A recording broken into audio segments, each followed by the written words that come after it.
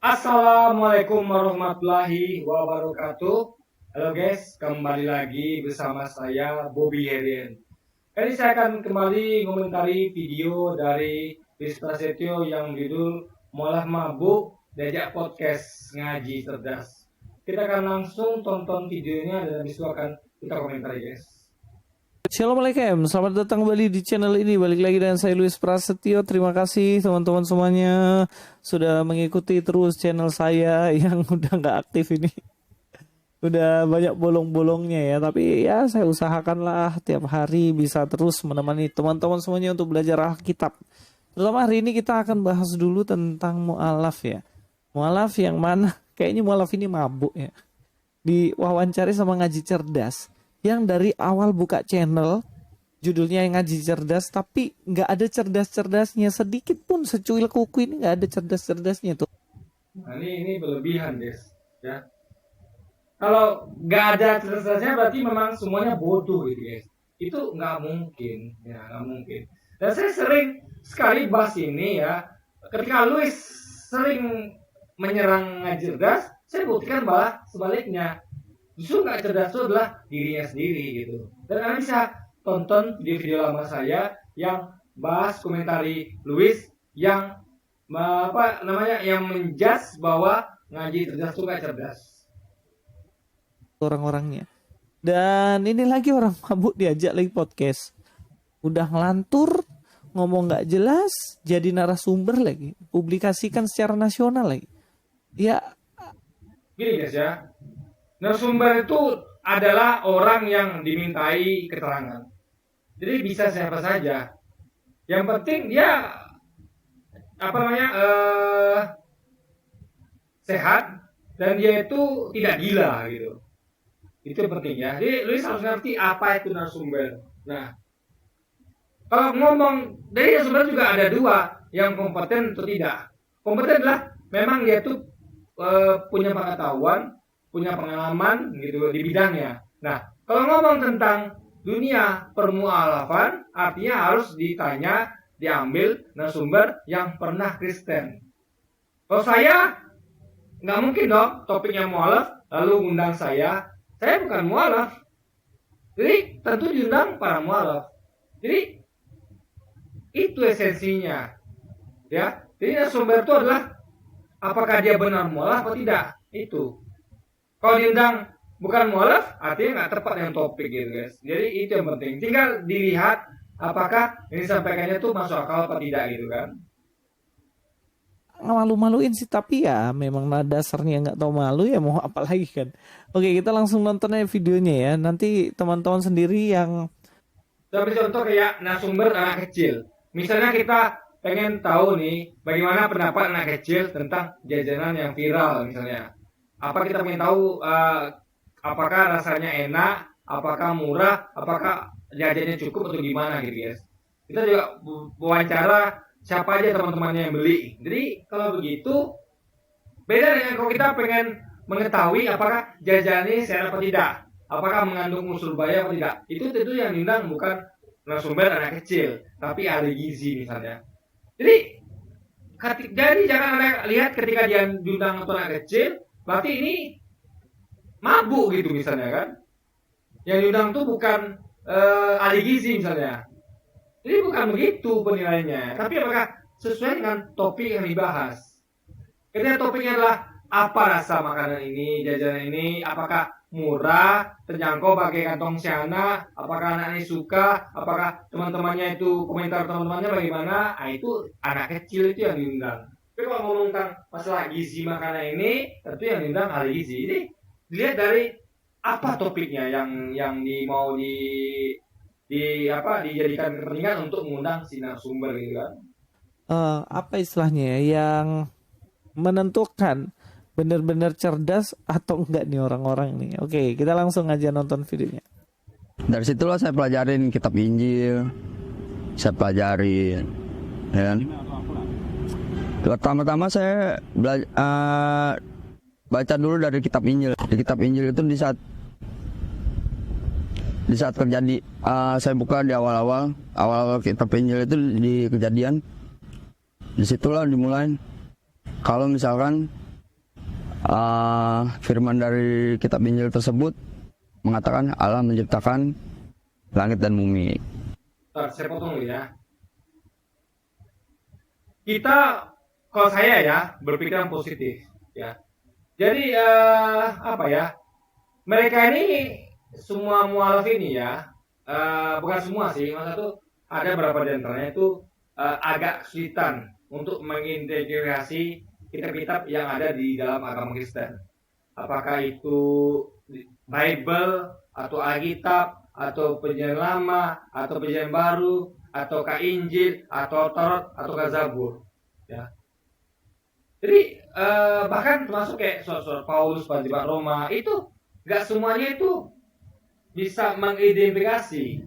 Tapi mereka tahu ada kitab yang mereka pegang gitu. Paham ya? Makanya contoh kayak Quran ya, beda sama Quran. Quran itu jelas, kalau ada sebut Quran, orang akan tahu benda yang itu.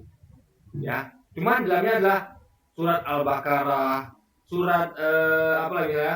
Al-Ikhlas gitu kan, dan lain sebagainya. Tapi orang ketika menuju Al-Quran, orang langsung tunjuk satu benda itu. Tapi ketika kita ditunjukkan Alkitab, orang akan mengatakan, ada yang mengatakan itu Bible, ada yang bilang itu Alkitab, ada yang bilang itu adalah Injil, ada yang bilang itu Taurat, ada yang bilang itu misalnya Perjanjian Lama, Perjanjian Baru. Jadi apa ya?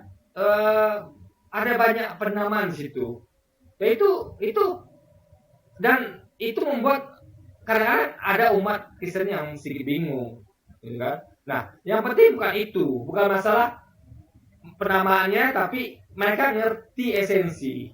Ingat ya contoh, misal kayak orang menyebut Al-Quran, ada yang bilang mungkin kitab suci sama Islam, ada mungkin yang bilang bahwa itu adalah ya apapun lah, Anda boleh namakan Quran itu apapun.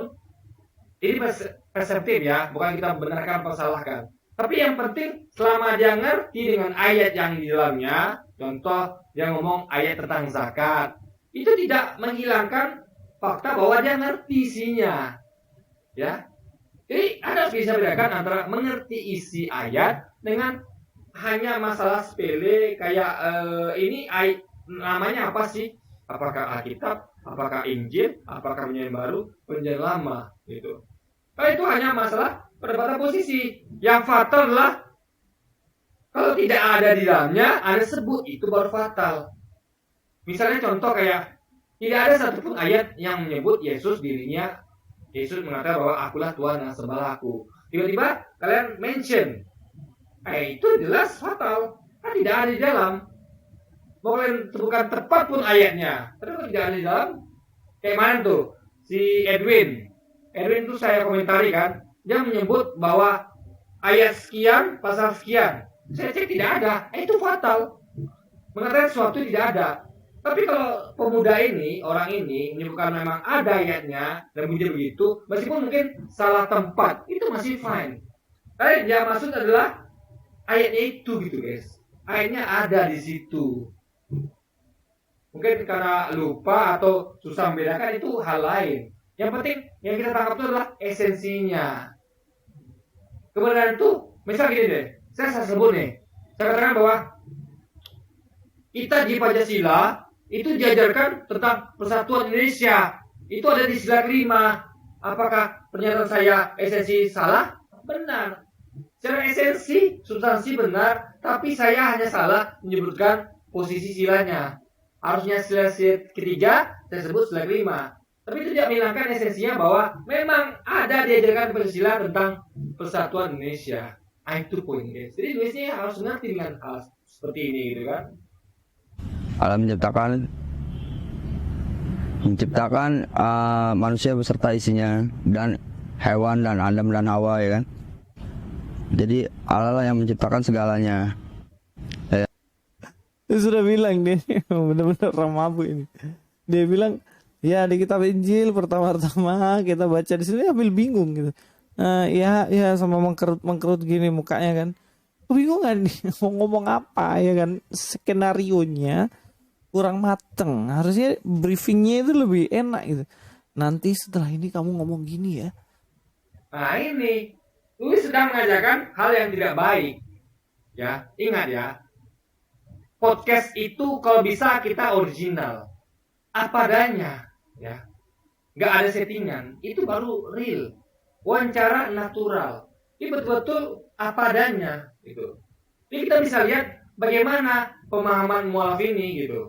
Apakah dia ingat betul, apa tidak, itu baru enak, nyaman untuknya. Justru kalau settingan itu yang di briefing dulu ya, itu apa Anda kira itu adalah sama kayak orang mau debat capres? Tidak. Ini adalah wawancara kepada mualaf yang apa adanya, natural. Gak sama kayak debat capres yang di briefing dulu, latih dulu, nggak begitu, guys. Di sini kita bisa lihat bahwa bagaimana kejujuran seorang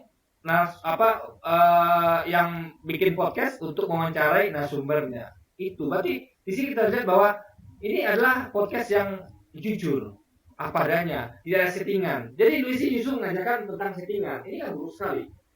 Jadi kita tuh seakan-akan memang namanya settingan kan jelek, guys, settingan itu. Orang yang bodoh dibikin jadi kelihatan cerdas, itu kan buruk sekali. Kalau memang orang ini memang tahunya itu ya apa adanya. Kalau nggak tahu bahkan justru kita tahu, oh ternyata mualaf ini perlu banyak belajar gitu. Nah, jadi yang penting itu adalah apa adanya, guys, natural. Mungkin karena dia ngeblank, jadi ya kayak gitu ngomongnya. Ya di kitab Injil pertama kita buka bagaimana Allah menciptakan langit dan bumi dan menciptakan manusia beserta segala isinya. Langit dan bumi beserta isinya itu masih oke. Manusia beserta isi, usus, jantung, ya. Ya bener lah, namanya manusia pasti dengan segala isinya. Tapi ini ketahuan settingan yang nggak diberi. Guys, settingan tuh nggak begitu. Kalau settingan, orang ini harusnya dia tuh hafal. Dan settingan pun bisa diedit. Coba, kalau saya mau nyeting sesuatu, ketika keadaan itu adalah tidak sesuai dengan saya setting, ya saya akan ulang gitu, sampai mendapatkan sesuai dengan settingan. Itu settingan. Justru ini bukti bukan settingan. Ketika ada yang setiap kata dilanjutkan gitu. Ini sih jelas tuduhannya salah besar. Ini bukan settingan. Kalau settingan tentu ada pengulangan. Tidak peluang salah tuh hampir tidak ada, guys. Tapi kalau begini jelas ini bukan settingan. Memang apa adanya gitu kan. Briefing dulu ya. Mungkin dia juga nggak secara Alkitab pemahamannya juga ya nggak benar juga sih ya. Jadi mau harap apa orang kayak gini jadi narasumber? Nah, ini adalah teknik Lewis dalam hal mendowngrade dulu si narasumber sehingga ketika orang sudah yakin dengan mindset Lewis bahwa orangnya memang nggak kompeten, barulah dia mulai serang. Jadi teknik meruntuhkan image itu adalah ciri orang-orang kayak Lewis ini, debater Kristen, apologesis itu gitu. Bukan masuk pada apa yang disampaikan argumentasinya, tapi pribadinya dulu serang. Oh ini orangnya ngomongnya begini, itu kan apa guys? Kita tuh yang kita perlukan adalah esensinya, bukan menyerang pribadi gitu, ya kan? Yang kayak saya nih, saya tidak serang pribadi Lewis. Saya melihat bagaimana Lewis ini membaca cara Lewis itu berargumentasi kan, dia nyerang pribadinya gitu. Nah itu saya bongkar di sini. Beda dengan cara Lewis yang menjatuhkan image-nya. Saya komentari argumentasi Lewis, tapi saya tidak mengaitkan itu dengan kelakuannya. Itu beda, guys. Saya tidak objektif di situ, gitu kan. Jadi Lewis ini beda. Dia memang di awal tuh langsung meruntuhkan itu, guys. Kepentingan memang untuk meruntuhkan image-nya dulu, baru dia bisa langsung dengan itu argumentasinya pasti salah karena pribadinya salah gitu guys. Nah itu cara liciknya begitu.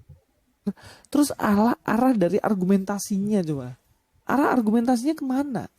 Bahkan cuma dibilang coba ya dia sampaikan lengkap. Kayak saya nih, saya tampilkan lengkap sehingga kita bisa lihat utuh apa videonya. Kok ini kan sepotong guys, nggak utuh gitu kan. Allah menciptakan langit dan bumi, manusia beserta isinya. Dan terus arah argumentasinya kemana sebenarnya? Apakah ingin mengatakan bahwa Allah ternyata ini Allahnya orang Islam yang menciptakan? Bosku, kalau teman-teman lihat di situ pun itu dalam bahasa Ibrani kan Elohim kan. Elohim di situ kan. Bukan seperti yang kamu bilang. Guys, mau Allah, Elohim, Ilah, itu jelas hanya masalah penamaan, tapi merujuk kepada sosok yang sama. Pada lihat ya, sosok ini adalah isinya sama, yaitu kepada siapa kamu hendak membandingkan, menyamakan, menyerupakan, sehingga kami sama. Artinya sosok ini adalah tidak ada yang sama dengannya, serupa, sebanding, seumpama dengannya. Nah, jadi itu yang di entitas ini begitu. Nah, coba bandingkan dengan Yesus. Yesus itu sama dengan kita, sama-sama manusia, sebanding dengan kita, sama-sama butuh makan, butuh minum, bisa dipukul, bisa dibunuh. Saudara, Allah ini tidak ada yang sama, serupa, sebanding, seumpama dengannya. Artinya Yesus gagal disamakan, diserupakan, sebandingkan dengan Allah.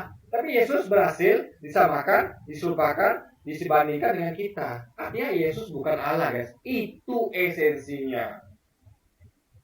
Allah itu karena terjemahan. Jadi kayak gitu. Kalau dalam bahasa Inggrisnya God, bukan Allah gitu. Tetap God creates. Iya kan? Jadi kalau kita lihat, jelaslah bahwa ini sebenarnya nggak jelas. Jelaslah bahwa ini nggak jelas. Mualaf ini jelas bahwa dia benar-benar nggak jelas. Lagi mabuk. Kita lanjut lagi. Kecuali situ dikatakan Yesus. Jadi ketika Allah mau disebut Elohim, Yahweh, silakan. Yang penting ciri-cirinya. Ya, Allah bukanlah manusia, juga bukan manusia. Yesus adalah manusia, sekaligus adalah manusia. Berarti Allah tidak sama dengan Yesus. Selesai. Jadi Yesus waktu itu belum ada. Allah yang disembah oleh Islam itu sudah ada sejak dahulu. Yesus belum ada. Artinya ini adalah ilah atau Elohim yang sama dengan Allahnya umat Islam. Pada periodenya adanya itu sama, cirinya sama. Sudah ada sejak waktu itu, waktu kejadian penciptaan itu. Yesus belum ada. Yesus itu tidak sama dengan Allah ini cirinya. Dia sama dengan kita. Yesus itu sama, sebanding dengan kita. Sama-sama manusia, sama-sama butuh makan, butuh minum, sama-sama bisa dimatikan, guys. Bisa dibully, bisa disiksa gitu kan. Kita lanjutkan lagi nonton videonya. Dan juga saya sempat melihat sih Bang, ada kalau misalkan seperti di Muslim juga, saya juga baru tahu itu, ya kan? Jadi kalau misalkan kita makan babi pun itu haram. Ternyata ya kan di kitab Injil itu ada kok. Saya sempat baca gitu kan. Baru tahu juga, Bang. Saya ya kan. Jadi dia ini anggap bahwa Alkitab itu namanya Injil. Ya sah-sah saja. Ya, mungkin teman-teman Kristiani bisa mengoreksi bahwa Injil itu adalah bagian dari Alkitab. Tapi sesungguhnya guys ya, Injil itu adalah berita baik yang Yesus sampaikan. Artinya, Yesus tuh hanya memberitakan Injil. Tidak pernah Yesus memberitakan surat Paulus pada jemaat Roma. Nggak pernah. Atau Taurat, Zabur, nggak. Dia hanya memberitakan Injil. Artinya, kalau memang umat Kristen adalah pengikut Yesus, dia harusnya namanya kitabnya Injil. Hanya dari Yesus, nggak dari Paulus, nggak dari yang lain-lain, guys. Bukan dari murid-murid Yesus. Hanya dari Yesus saja. Selama saya dari kecil ke gereja kan, itu juga saya baru tahu ya bahwa makan babi itu diharamkan. Ada kok di Mazmur berapa gitu kalau nggak salah. Di Mazmur. Wah, Ada, mabuk. Jadi katanya dia dari kecil baru tahu kalau di dalam Alkitab itu makan babi diharamkan. Lalu selama ini kemana aja bos? Ngakunya Kristen tapi nggak tahu ajaran Kristen. Dalam perjanjian lama memang kan dilarang untuk. Jadi ada dua orang di Kristen. Yang pertama dia baca tapi nggak paham. Kedua dia belum baca. Ketika baca baru dia paham. Ada dua. Jadi Anda mau pilih yang mana? Kalau kita jujur, kita adalah yang baca dan paham. Cuma dong Anda baca tapi nggak paham gitu kan. Anda baca nih, babi haram. Tapi Anda kerjakan juga. Anda masih menghalalkan babi. Artinya Anda tidak paham. jelas-jelas dilarang, masih ada langgar. Orang paham adalah dia baca, dia ikuti, dia taat. Itu artinya dia paham. Karena orang paham itu tidak mungkin melanggar, guys. Makan babi. Tapi kan aturan ini pada akhirnya kan diizinkan ketika berada di perjanjian baru. Kalau kamu mengatakan dalam kitab Injil dilarang makan babi, di kitab Injil mana? Di perjanjian lama itu yang dilarang, tapi perjanjian baru itu sudah diizinkan. Itu namanya wahyu progresif. Contohnya dalam kitab Berarti kan ada perubahan. Sesuatu yang nggak boleh menjadi boleh. Nah, ini beda dengan kata-kata Yesus. Yesus datang untuk menggenapi. Nah, saya sering katakan bahwa ya, umat Kristen tuh nggak ngerti apa arti kata menggenapi. Menggenapi itu bukan merubah. Itu jelas berubah. Dari nggak boleh jadi boleh. Itu berubah. Izinnya berubah. Tapi menggenapi artinya bukan berubah.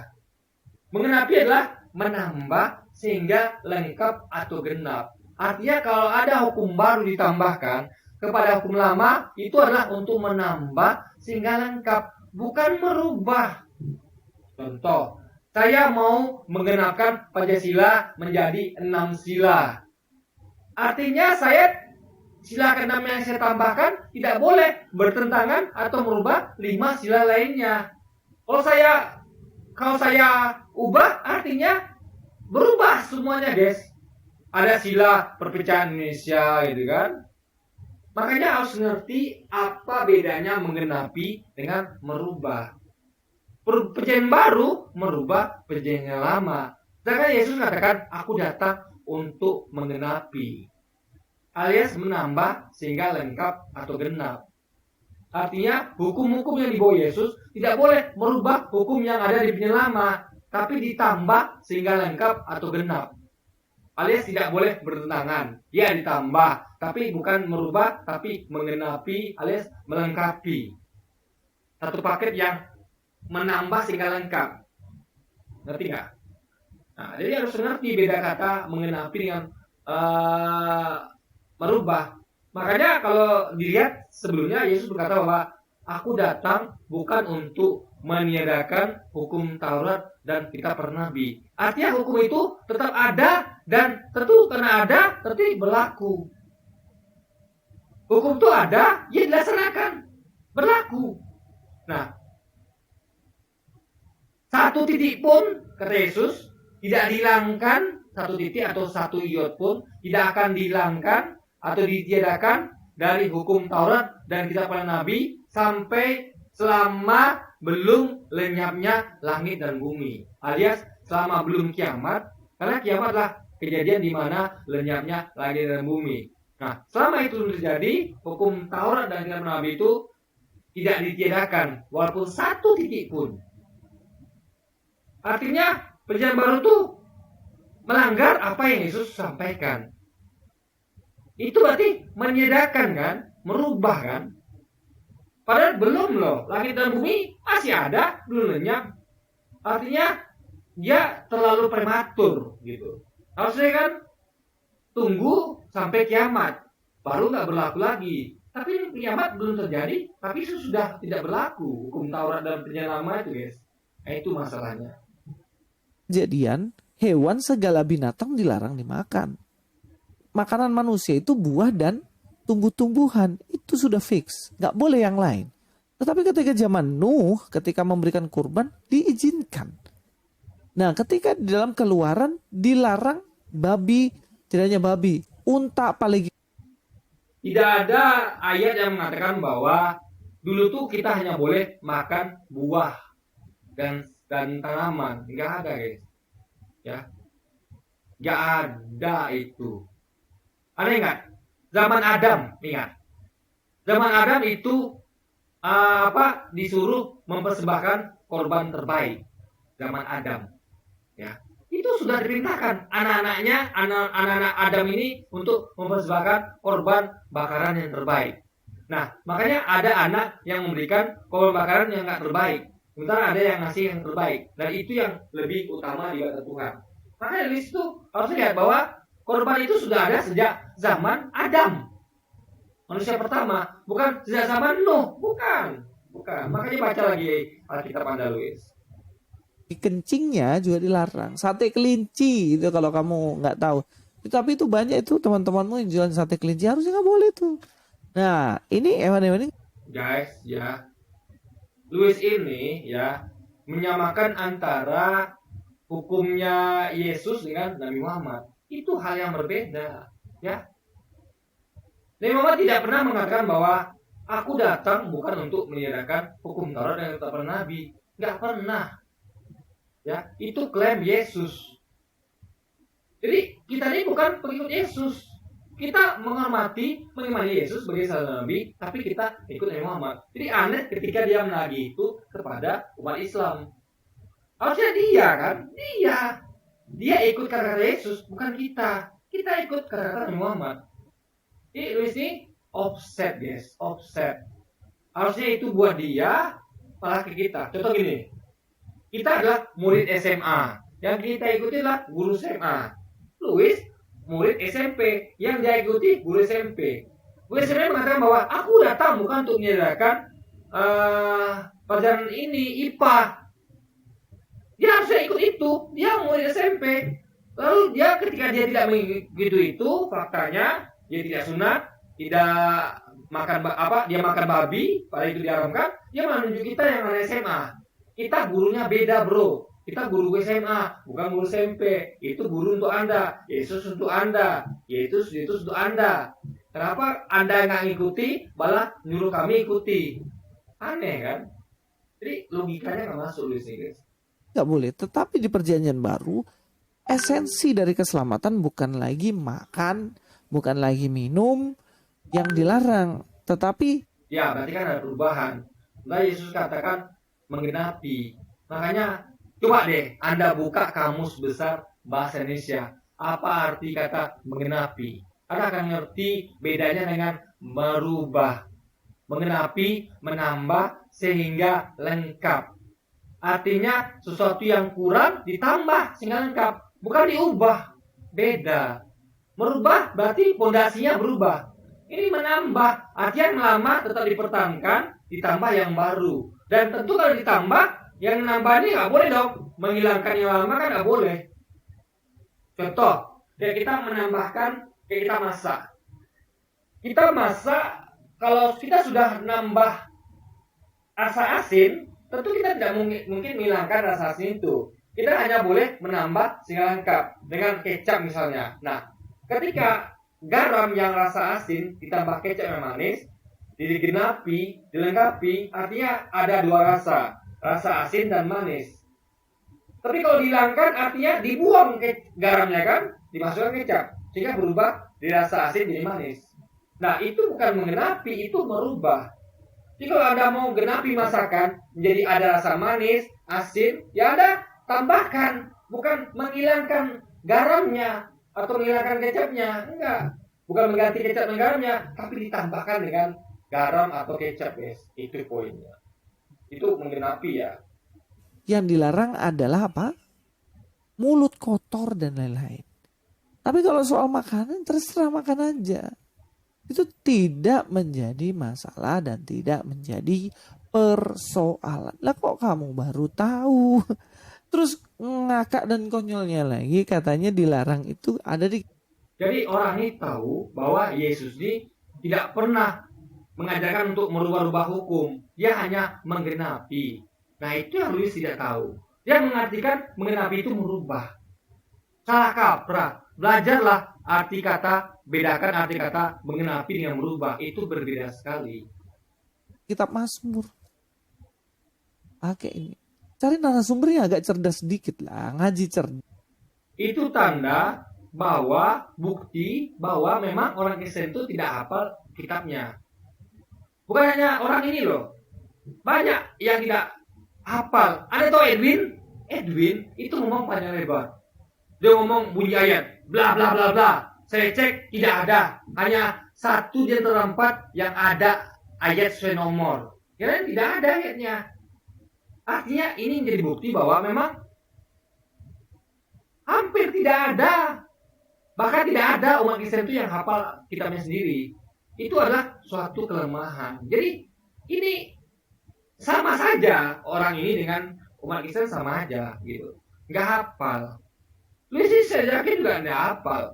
Ya, kalau nanti dia sampai kayaknya itu bukan karena dia hafal, tapi dia mencari-cari. Oh, cari deh ayat tentang ini, dia googling itu. Saya juga begitu. Saya nggak hafal semuanya, maka ketika saya nggak hafal, saya googling. Tapi ketika saya hafal, saya langsung sampaikan. Contoh kayak Matius 7, Matius 7 ayat 21 ke 23, itu saya hafal. Ya, saya hafal. Tapi yang lain saya tidak gitu. Jadi ada yang saya hafal yang tidak. Jadi itu fakta bahwa kalau mereka ini tidak hafal ayatnya, itu suatu kurangan. Dan ini contohnya mualah gitu ya. Jadi ya itulah salah satu pondasi kelemahan umat Kristen. Sehingga kalau orang nggak hafal itu ya kitabnya gampang diubah-ubah. Karena saya katakan sekali lagi ya, contoh yang sederhana deh. Anda hafal Pancasila nggak? Nah, kalau Anda hafal Pancasila, walaupun Anda tidak pernah pegang teksnya, Anda akan tahu sesuatu itu benar isi teks Pancasila apa tidak. Ketika ada orang menyodorkan, bro ini Pancasila bro, saya baca, oh enggak ini bukan Pancasila. Pancasila nggak begini bunyinya. Akan gampang terdeteksi. Coba kalau Anda tidak hafal. Jadi meskipun tidak pegang buku teksnya, Anda akan tahu kalau ada yang berubah. Itulah pentingnya menghafal, guys. Tapi narasumbernya semuanya nggak ada yang cerdas. Kalau cerdas, kitab Mazmur itu kitab puisi, bosku. Itu bukan kitab aturan-aturan. Itu kitab puji-pujian. Dia masa di situ ada aturan dilarang makan babi di situ? Kan nggak mungkin. Nah inilah memang kalau narasumber nggak cerdas tuh gitu. Ngasal nyomot ketemu di pinggir jalan penjual cilok dia. Jadi bedakan antara cerdas sama nggak hafal ya. Itu beda. Ya. Nggak cerdas sama nggak hafal itu beda. Ya. Orang cerdas adalah orang yang mampu memberikan argumentasi yang logis, ya, nggak mesti hafal, itu cerdas. Kemampuan dia untuk memakai logikanya, itu cerdas. Nggak ada hubungan sama menghafal, ya, beda. Orang menghafal belum tentu cerdas. Contoh, Anda suruh anak kecil menghafal, bisa, belum tentu mereka cerdas. Contoh, anak kecil banyak nggak yang hafal lagu Balonku Ada 5? Banyak. Belum tentu mereka cerdas. Mereka hafal. Jadi bedakan antara menghafal dengan cerdas itu beda. Ya. Menghafal adalah kemampuan untuk merekam, mengingat. Kecerdasan adalah untuk menggunakan ingatan itu untuk dalam hal logika. Itu bedanya. Ya. Jadi harus ngerti beda antara cerdas dengan hafal, itu beda sekali. Ajakin podcastnya gitu. Saya gemes ya sebenarnya sama ngaji cerdas. Cuman judul channelnya aja ngaji cerdas. Isinya nggak ada yang cerdas. Ya kita lanjut lagi nonton video. Pencipta kita itu hanya di kitab Injil mengatakan kan Allah ya kan.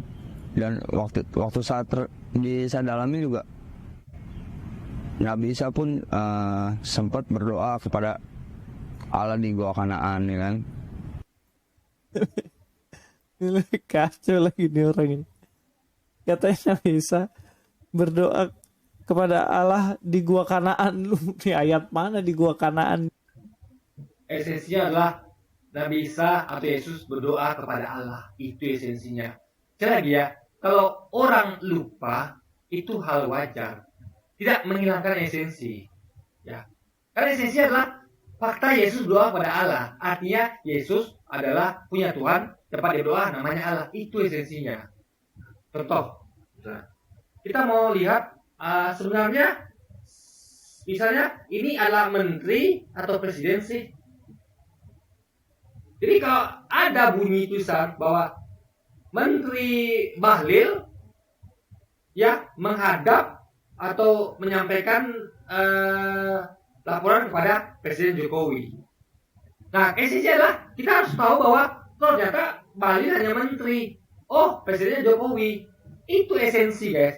Perkara orang itu lupa bahwa Menteri Bahlil itu menyampaikan laporan kepada Jokowi itu di sana, dia sebut mungkin di Papua, itu kan tidak esensial. tempat itu tidak esensial. Kita ngomong tentang posisi Yesus atau Nabi Isa sebagai Nabi dan Allah sebagai Tuhannya. Itu esensinya. Jadi kita harus lihat esensinya. Makanya kalau ada yang kurang hafal itu bisa kita maafkan. Ya, apalagi dia adalah mu'alaf. Bukan orang Kristen yang pendeta, bukan sekelas pendeta. Orang yang harusnya lebih hafal pendeta. Karena dia adalah orang yang memegang Alkitab sehari-hari dan mengajarkannya. Kalau mau lihat orang yang menemukan kesalahan, lalu dia pindah. Jadi nggak mesti harus total. Contoh, saya ambil contoh ya. Misalnya gini. Ada suatu buku yang salah ngomong tentang misalnya kayak buku sejarah lah. Sejarah tentang Pangeran Diponegoro. Nah, di situ disebutkan bahwa Pangeran Diponegoro adalah seorang teroris, penjahat, perampok. Nah, orang tidak perlu mendalami sampai ke segala sesuatu yang disebutkan di buku sejarah itu tentang Pangeran Diponegoro.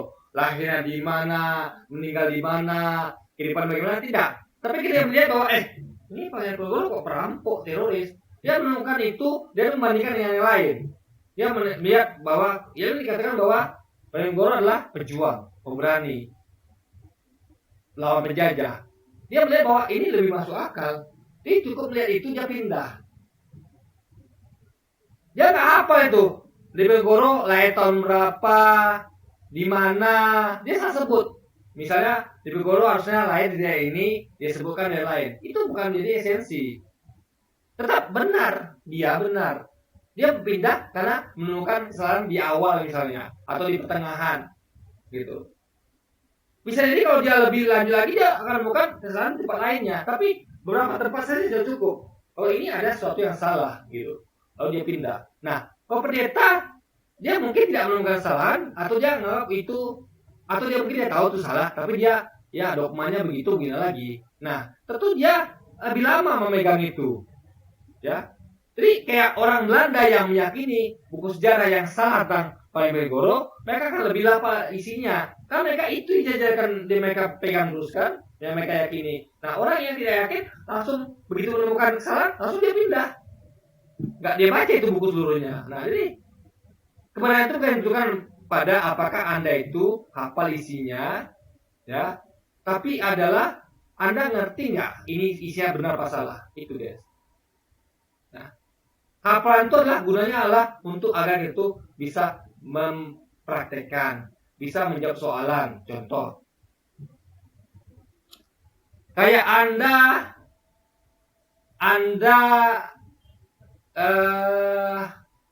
hafal tempat lahir Pangeran Diponegoro. Itu beda dengan ketika Anda bisa menjelaskan kenapa kok Pangeran Diponegoro itu menyerang penjajah Belanda. Itu beda esensinya. Jadi hafalan itu guys, dulu penting, tapi tidak serta-merta dihubungkan dengan kecerdasan seorang, tidak. Seorang yang tidak hafal belum tentu tidak cerdas, ya, belum tentu. Karena hafal adalah kemampuan memori untuk merekam. Cerdas adalah kemampuan kita untuk mengolah data dan memberikan argumentasi yang logis. Itu dua hal yang berbeda, gitu kan. Jadi kayak misalnya kayak gini. Kalau Anda tahu komputer saya, kalau kita ngomong tentang menghafal, itu berarti kita ngomong komponen namanya hard disk.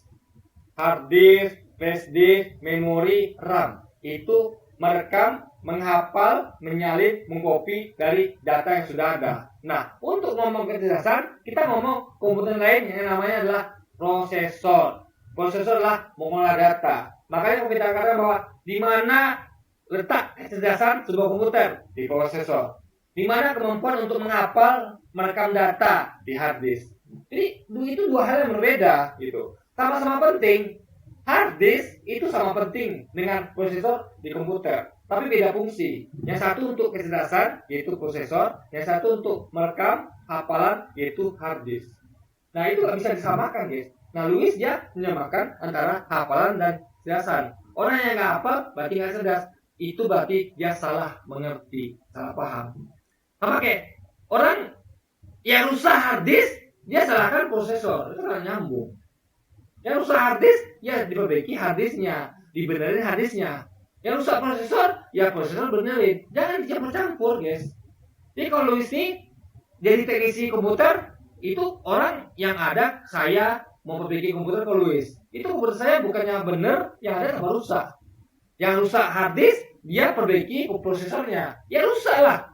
Prosesor sudah bagus-bagus, dia pretelin. Padahal yang rusak harddisknya.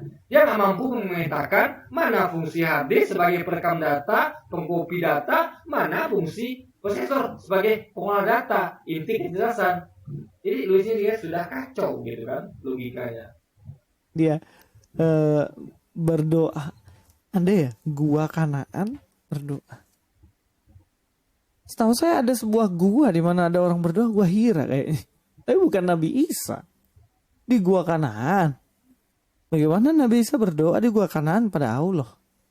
Sejak kapan itu ada? Bosku, tolonglah kalau kasih ngulang lagi deh saya untuk argumentasi cerdas dikit.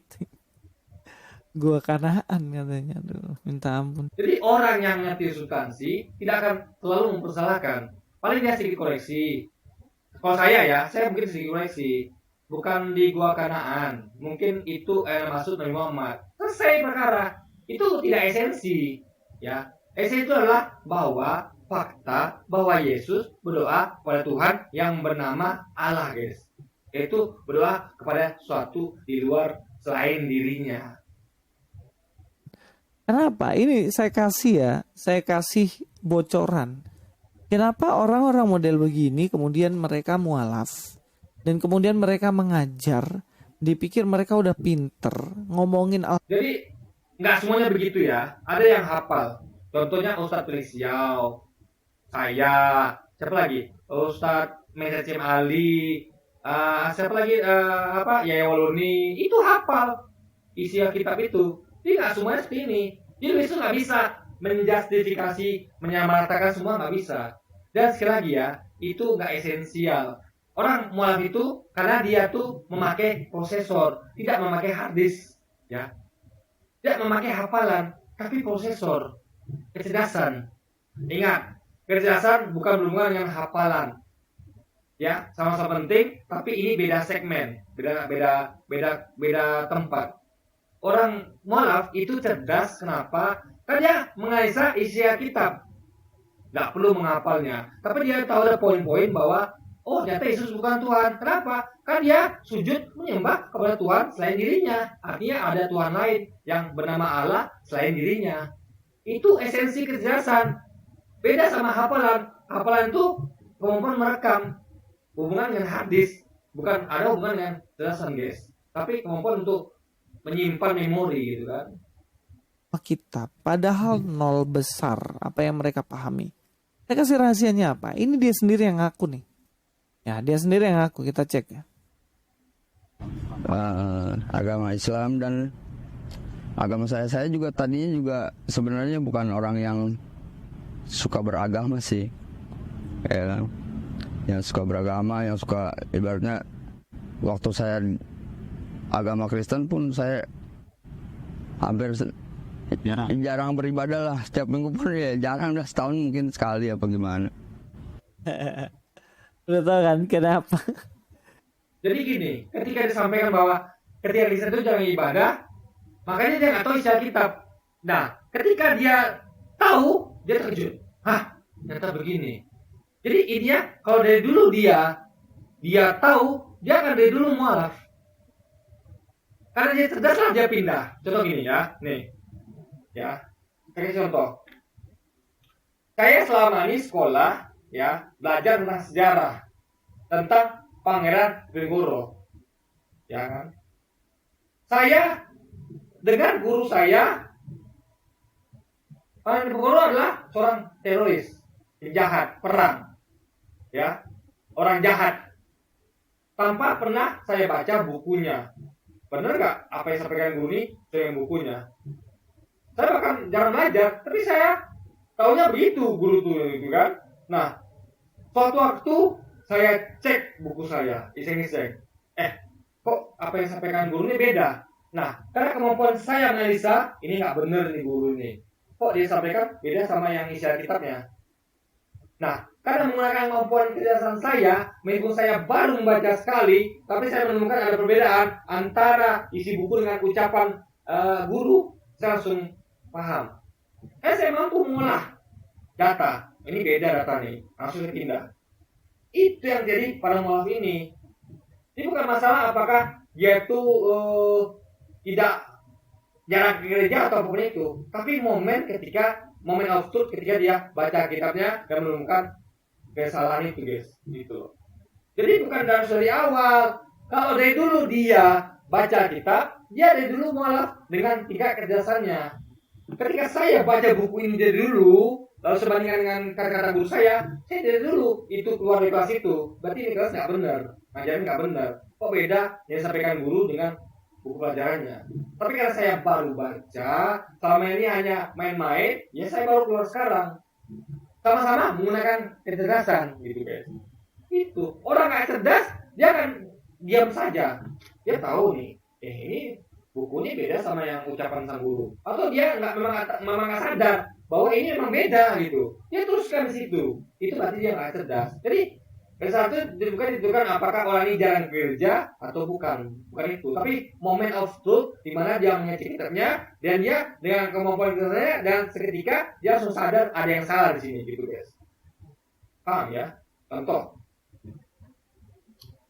ada orang di suatu perusahaan, saya contoh ya, orang ini orang lama, dia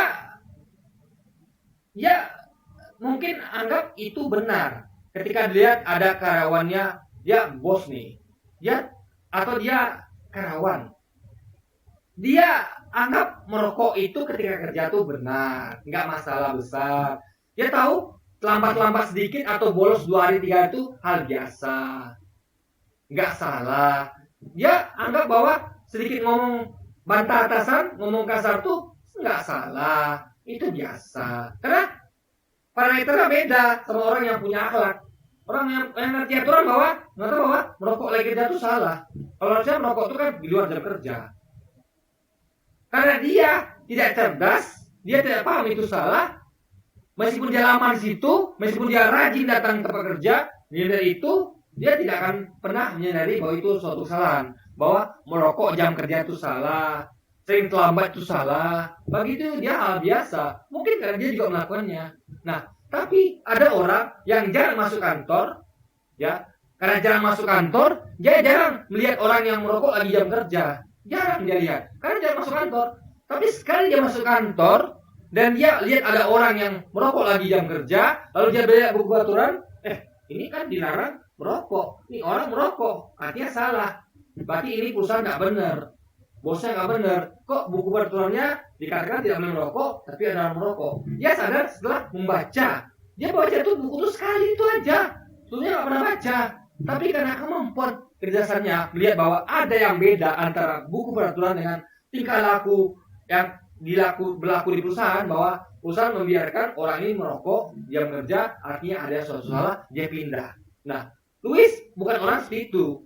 Mualaf inilah orang seperti itu. Nah, Louis adalah tipe orang yang udah bekerja berpuluh tahun di perusahaan itu, udah tahu buku aturannya begitu, melarang merokok pada jam kerja, tapi karena atasannya membolehkan, atasannya melanggar buku aturan, bagi dia itu hal biasa, dia bilang itu benar. Oh, masih boleh, benar kok. Yang penting dia nggak membakar perusahaan, nggak mau rusak perusahaan. Tapi kan buku peraturannya melarang. Jadi dia tuh parameter udah beda. Nah, berarti Louis ini keluar dari aturan, dia hanya memakai aturan dia. Bahwa menurut dia orang itu merusak perusahaan baru salah, membakar perusahaan baru salah. Tapi kalau merokok, ya cincai lah, masih bisa dimaafkan. Ini dia tidak berpegang pada buku aturan. Nah, itu yang dinamakan sesat, guys. Ya, udah tahu buku aturannya begitu, tapi dia bikin parameter sendiri. Tapi kalau malah tidak. Dia cukup datang kantor sekali, membaca buku peraturan sekali, dia bandingkan, udah tahu dia ada yang salah. Tapi di sini sudah bertahun-tahun, udah melihat kondisi itu, udah tahu beda sama buku aturan, tapi dia memakai parameter sendiri. Itu jadi kecerdasan itu dinilai bukan dari ada berapa lama di perusahaan, di Kirsten, tapi atau berapa lama Anda baca bukunya, tapi Anda mengerti nggak esensinya? Itu yang penting, guys. Ada mualaf yang sebotol ini kan. Ya karena dia nggak pernah ke gereja setahun sekali. Itu pun kalau ingat ya kan. Oh, ya mau bagaimana lagi ya, memang faktanya diungkap. Nih, saya kasih contoh lain. Luis pernah nggak tahu sejarah tentang pangtong?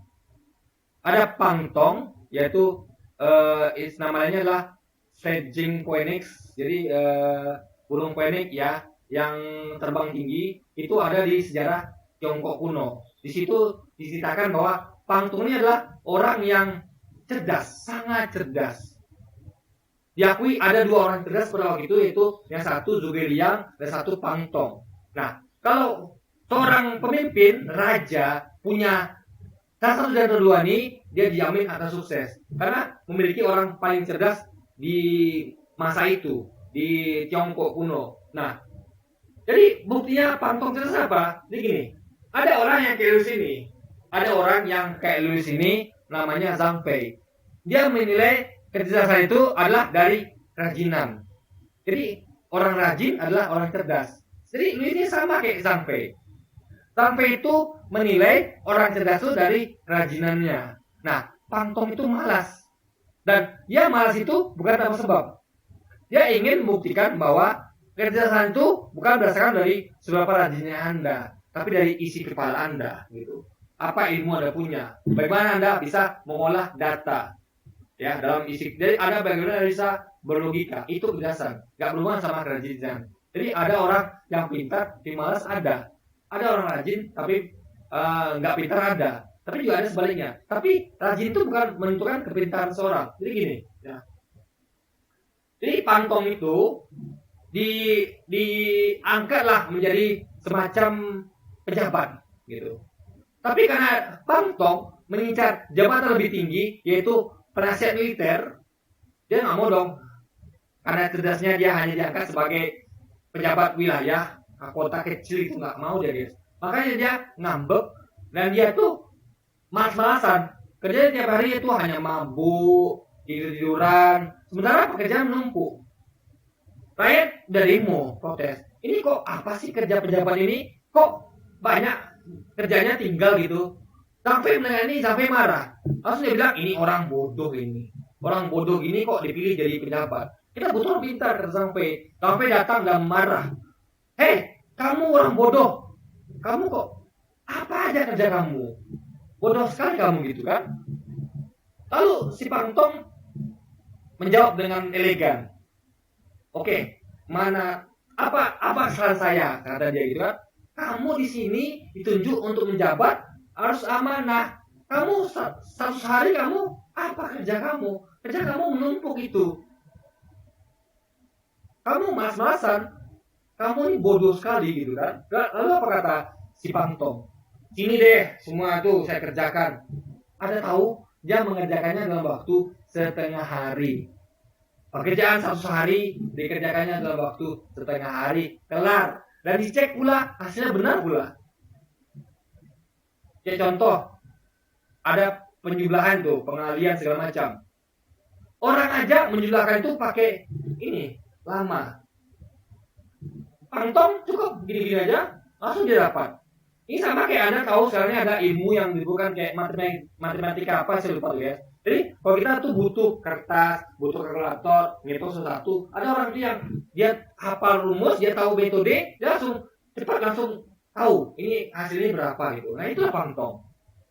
Jadi dia tuh malas padahal, nggak rajin. Jadi dia hanya cukup bekerja setengah hari sama hasilnya dengan orang yang bekerja 100 hari.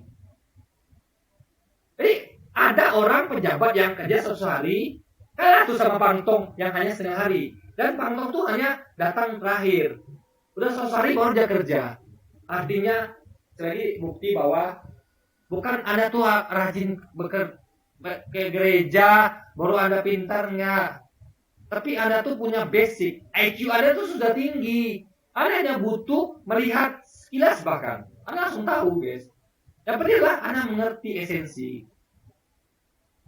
Anda bayangkan Einstein nggak sekolah, tapi dia cerdas. Dibandingkan dengan anak yang dari SD sampai S3 belum tentu lebih cerdas dibanding S10. Ini bukan masalah IQ intelektual, itu bukan berarti Anda tuh harus lama di situ, enggak. Itu ada perannya ada, tapi tidak itu penentuan utamanya, tidak. Tapi kapasitas kepala Anda gitu. Contoh lagi ya. Ada kapasitas ember kecil, ember besar. Nah, ember kecil ada tuang dengan air yang banyak. Meskipun ember itu di situ, nih, saya beri contoh ya. Saya punya ember besar, Luis punya ember kecil, ya. Di satu tempat yang mana itu airnya deras mengalir. Nah, ember kecilnya Luis itu diletakkan di situ sejak lama untuk nampung air yang mengalir deras itu. Ember saya besar, tapi saya baru letakkan belakangan. Ember Luis itu sudah setahun lalu, saya baru letakin ember. Airnya sama-sama deras, berarti kan ilmunya sama-sama banyak. Nah, tapi kemampuan nampung ember Luis ini kecil, sehingga walaupun dia letakin lebih lama, ya segitu saja kapasitasnya. Karena sisanya tumpah, tak mampu menampung. Ember saya besar. Ketika saya letakkan, karena airnya yang ngalir deras sama kayak Luis, sebentar udah penuh. Ketika dibandingkan, ember mana yang lebih penuh? Ember saya. Meskipun saya baru letakkan. Artinya saya pemenangnya. Jadi kecerdasan itu ditentukan oleh terutama adalah kemampuan otak, ya, IQ. Bukan apa yang dituangkan ke situ. Itu hanya berperan tapi tidak signifikan, gitu. Ya, ilmu itu penting, tapi lebih penting pada si penerima ilmu, siap apa tidak, IQ-nya cukup apa tidak. Makanya saya katakan ya, sebelum murid-murid itu dikasih ilmu, ya dibenahi dulu IQ-nya, dikasih makan bergizi, dijaga supaya tidak stunting, baru dikasih ilmu. Jangan anak Anda kurang gizi, Anda suruh sekolah, ya dia nggak mampu nyerap ilmu, guys. Ngerti nggak? Tapi kalau ada anak yang gizinya cukup, bahkan berlebih, datang ke sekolah sebentar ya, dia cerdas sih dia. Dengan ada anak yang kurang gizi, mohon maaf ya, sekolah sejak lama tetap tidak bisa mengimbangi kecerdasan orang yang baru datang, tapi dia cukup gizi, guys. Gitu.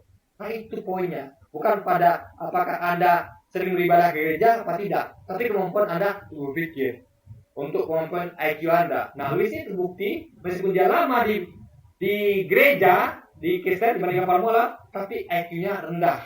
Kemampuan dia untuk menyerap ilmu itu rendah. Ya, makanya lebih cerdas Parmola ini. Mereka hanya cukup ya sebentar aja, mereka langsung ngerti dan mereka langsung mualas, guys. Itu poinnya. Oke, jadi mungkin sekian dulu aja video kita kali ini, guys, dan sampai jumpa lagi di video-video selanjutnya, dan wassalamualaikum warahmatullahi wabarakatuh, guys.